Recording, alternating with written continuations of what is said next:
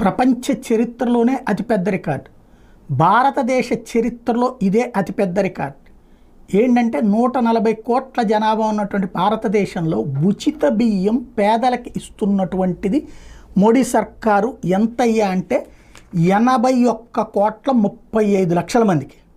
ఇది అత్యంత ముఖ్యమైనది. ఇంతవరకు ప్రపంచంలో ఏ దేశం కూడా 81 కోట్ల మందికి, అంటే అమెరికాకి 2 రెట్లు. అమెరికా జనాభా 35 కోట్లు, 70 కోట్ల మందికి లెక్కేసుకుంటే పోనీ అక్కడ లెక్కేస్తే 2, అంటే అమెరికాకి 2.5 రెట్ల జనానికి ఉచిత బియ్యం అందుతోంది భారతదేశంలో.